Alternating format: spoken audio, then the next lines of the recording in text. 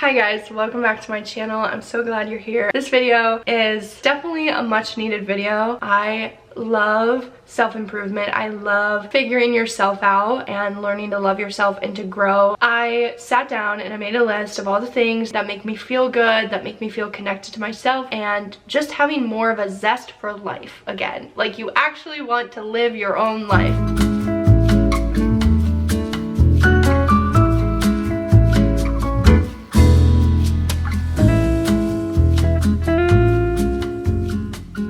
First thing I want to do is lay out like where my intention was, what I was striving for. So my intention is to have fun, to be balanced, to feel peace and contentment within myself, and I'm not like, my energy isn't all over the place and I'm not super high one day and super low, but I have this pretty good base level, and then I can feel my emotions and come back down to my base level, and it's a healthy base level. So these are the things that I do to allow myself that capability. I want to break it down into categories. Like if you were to sit down and break down your life into different categories of how you spend your time physically, mentally, emotionally, spiritually, creatively, how do you nourish yourself, how do you take care of your health, like all of these things are different categories, right? And in each category there's something that can be done. So I'm going to start with the easiest one because it's the most fun, which is you're creative. If you're not the type of person who thinks that you're creative, maybe you're more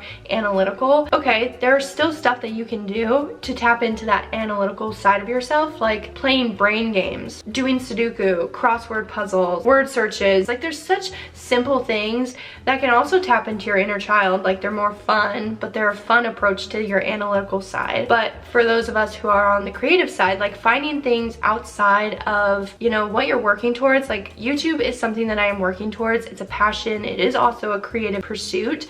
But if I put all of my eggs in this basket, I will inevitably burn myself out. So having other things for me to do that stimulate me creatively has been a good way to balance and not burn out. So I have been painting. I got this pack of 4 like paint by number kits. So I have this one. This was one of the first ones that I did. I am in the process of doing this one. I love paint by numbers kits because you don't have to really think about it. You can just do it. I have really gotten into watercolor painting. I'm not saying it's like top 10 or anything, but it's just something fun. It's a way for your mind to relax. Those are my painting outlets, but I also love to color. I recently picked up the Cozy Cuties Cute and Comfy coloring book by Coco Wyo, and I colored the first page. It's not my best. I colored it in the dark. Like it was kind of dark, but I think it's cute. You know, it's cute, it's fun, it's something that you can do in your pastime and not really think about it much.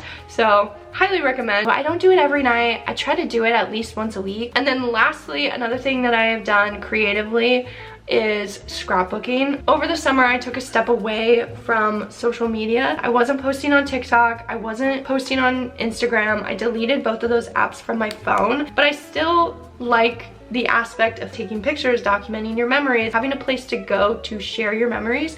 So I have a scrapbook now. I have enjoyed doing that. It's such an easy way to, I don't know, share your life, but it's for you. You're doing it for yourself. Whereas when you post on Instagram, yeah, you're doing it for yourself, but there's like a part of you that kind of wants to do it for the attention that you receive from other people, whether it's a like or a comment or whatever it ends up being. And I think the purpose of creative activities is to do it for yourself and not for anyone else. This is a category all on its own, like the perfect trifecta: mental, emotional, and spiritual health. These are things that you can do to improve your balance in those areas. So journaling is a really good thing to do for your mental health, also for your emotional health, and if you're doing shadow work, it's really good for your spiritual health. So it kind of ticks off the boxes in each category, which is fantastic. And there's really something on my mind and it's really weighing me down, I do sit down and I take the time and I journal for like a half hour to an hour and just let everything out on the page, and I always feel so much better. Also, if you're the kind of person that like struggles to do those mind dump journals like I am, I have an entire board on my Pinterest of like journal prompts and everything. I'll leave it linked in the description. You can definitely check it out. But there's all sorts of prompts that kind of stimulate your brain and get your mind going and get you thinking. If you yourself can't come up with things that you want to journal about, sometimes we need that little push, and it's nice to be getting it from somewhere that's not us. So another thing that I have done to help get into the journaling mindset is getting this card game. So it's the self-love card game by We're Not Really Strangers, and I just do the cards. I like pull a card and then I will just journal whatever the card says. So for example, I'm gonna pull a card for you from the past, because a lot of the things that we are experiencing in our present is dictated by the past. So always start with your past, do the shadow work, do the things that you need to uncover whatever it is that is blocking you from receiving whatever it is that you are striving for. Oh, this one's actually really good. Okay, so this is a level 1, the past, and the prompt is, when has your intuition been right? But another thing that I do for like my mental and emotional and spiritual, I think they all, like, I feel they really are the trifecta, because really once you start to get a balance in those 3 categories, it's a lot easier to move into balancing your physical. But I definitely think your base foundation should be established on mental, emotional, and spiritual health. So journaling, like I said, is a great way to do that. Going outside and putting your feet on the ground, bare feet on the ground, okay? The grass, the trees, go hug a tree. I said what I said. Climb a tree like you did when you were a kid. You will feel so good. The energy of the outdoors, like the energy that the trees and the plants give off, literally is healing. It will literally start to heal you. You're having a stressful day, go put your feet in the grass. Go put your hand on a tree. Another one, this is definitely for the people who like live by the water. Go and put your feet in the water. They are tapped in to the frequency of the earth, which is constantly healing itself, and it's one of the highest vibrations that you can feel. So definitely go do that. That's why I've been doing beach walks. Literally one of the best ways to start the day. So walk on the beach. It was so good. It was so nice.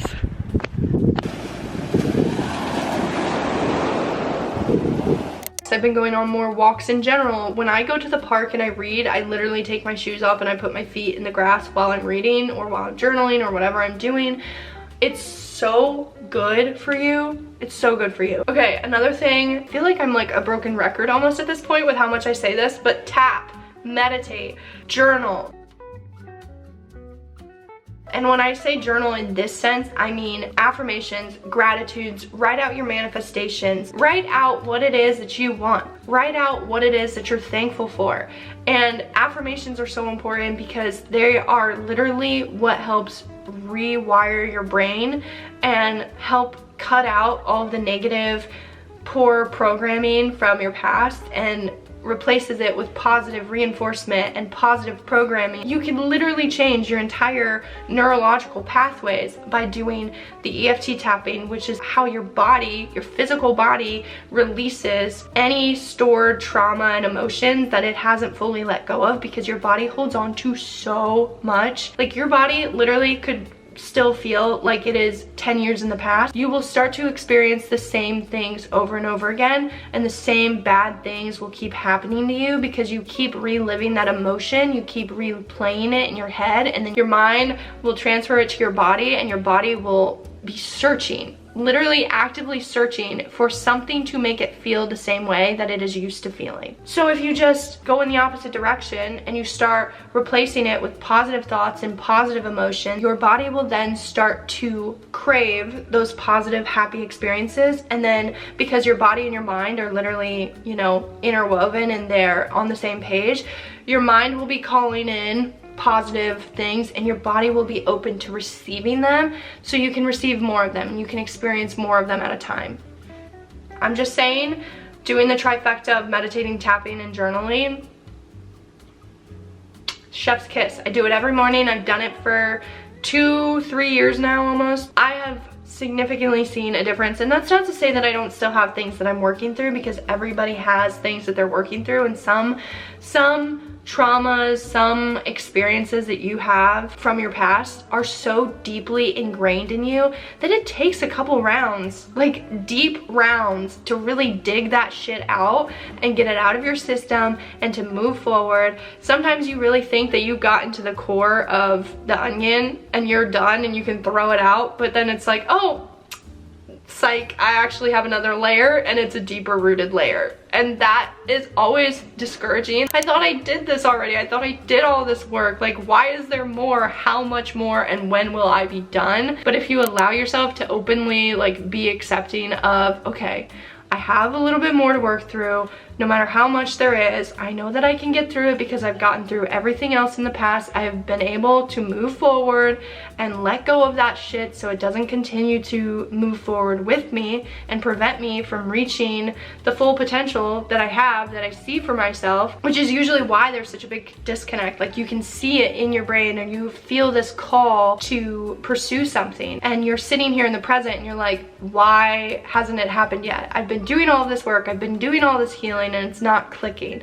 And it's because, as my mom showed me this visual yesterday, she's like, your body, your conscious, can be like running half a mile ahead of you, right? And your subconscious is just like waddling behind. And you in the present are like, come on, let's go, I wanna go. And your subconscious is like, I'm coming, I'm right behind. But they're like a mile down the road, you know? But they're still with you, but they're not, you know, with you. And your subconscious controls 90% of your external reality is ran by your subconscious. So if your conscious mind is like, I'm here, I'm ready, I'm doing all the things, and I am open to receiving it, but your subconscious is like, I'm not there yet, like, we're not ready. You think you're ready, but we're not ready. Your subconscious is running the show. It can be very frustrating because then you're like, why? Like, come on, get with the program, subconscious.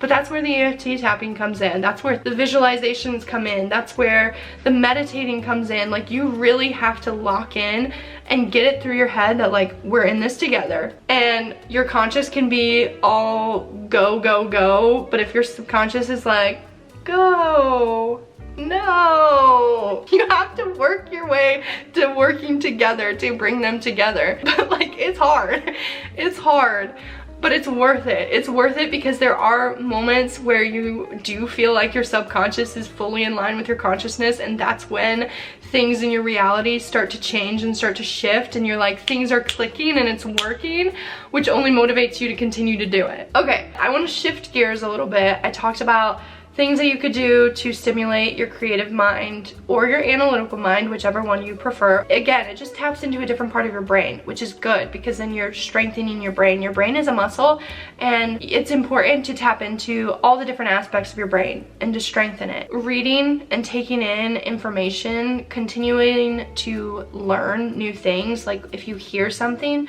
that you don't know a lot about, look it up. Do some research about it. Have intellectual curiosity. You should never stop learning, even if you're not in school anymore. Listening to thought-provoking topics that intrigue you stimulates your brain and it strengthens your brain. Anyway, I want to switch gears and talk about the physical things that I've done. Find whatever it is that you enjoy doing to move your body and try to make it a habit. Try to form it into a habit, incorporate it into your routine so that it's easy to do. Getting more comfortable in my practice of yoga, getting more comfortable with breath work and doing the Pilates. I am not somebody who's going to look at you and say you need to go to the gym and work out for an hour every day. I don't think that's necessary for everyone. I think a lot of it is your intention and how locked in you are. Like, how much of your presence are you giving to the time that you're being physically active? Doing the Pilates at home is something that has been beneficial for me. I don't like going to the gym. It's a lot of other people's energy all over the place. I don't like it. I just like to be in my own space, my own energy, because then I can keep myself focused and I have a lot of mental presence when I'm doing something. And when you have mental presence when you're doing something, the effort goes a lot further, even in a shorter amount of time. But again, to balance your physical, it's also very important to look at how you're nourishing yourself. How do you take care of your body? How are you replenishing it? I strive for high protein breakfast, lunch, dinner, and I don't even like eating 3 times a day. I find it very inconvenient, but that's just my personal opinion, but I still do. Some meals are smaller than others, but they're still very protein based, veggies, fruits, I don't eat a lot of breads because I can't eat bread. Those kind of meals have been really good for me, and they've made me feel my best and sustained me for longer. I have a lot more energy. But being intentional with cooking, like last week, I was the one making dinner every night last week because I wanted to. I wanted to be intentional with going to the grocery store, picking out everything it is that I wanted. I made a meal plan, I made a recipe list, and I felt great. I felt so fulfilled and so satisfied with myself when I did that. And I want to do it again. You know, like I was just 10 out of 10. I was there, I was present, I was taking care of myself, and it felt fantastic. And cooking for yourself is, I honestly think, one of the highest forms of love that you can give yourself. Another side thing that I do sometimes when I'm really feeling like I need to connect to myself, I bake. I bake because it's something I used to do as a kid with my grandma. It was a very cherished time and memory that I had, so sometimes when I'm feeling really low or disconnected, I gravitate towards baking, and it can be anything. I don't do it often, but I love to do it, and I wanted to incorporate it into this. Drinking enough water. I'm not gonna preach on this because I myself am bad at this, but obviously we all know how important it is to drink enough water. If you're not drinking enough water, getting electrolytes to help replenish where you lack in water is really important. So I've started to do that. When I know that I haven't drank enough water, I will start to implement drinking electrolytes. Obviously, this is a lot. It's a lot to take in, and you probably are sitting there like, where do I start? And I understand it can be very overwhelming. Pick what works for you. This is just what I have started, and I'm not saying I started doing all of this at once. Like, it's definitely something that you pick and choose, and you slowly start to incorporate things into your routine, and then once you've locked in on those things, you can add more. And again, you start by just incorporating it where it's easy, where it flows without a lot of resistance, because that's how you know it's gonna stick. Start where you're comfortable with, but obviously, I'm not gonna forget about this topic, but I am saving it for last because it is probably one of the most important things. But taking time for yourself to just relax, because the best affirmation that I've heard is the more you relax, the more you receive. Now, this can be taken a lot of different ways, but it's like, if you're putting in the time and the work and the effort that is needed to get where you want to go, it is also important to balance that with enough time to relax and to recalibrate, rebalance, because when you are relaxed, you are aligned, you are calm, you are centered, you're not thinking about a lot of other things, you're very present with yourself, doing self-care, face masks, lighting an incense, lighting a candle, drinking tea, setting the ambiance of your space, and reading. You know, watching a movie,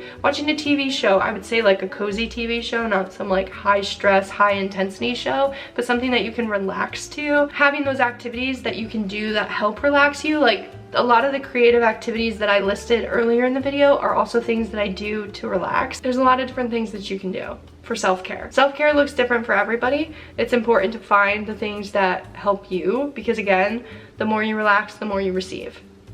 As long as you have the right balance in that mindset, the more you relax, the more you receive. It is tried and true. It works every single time.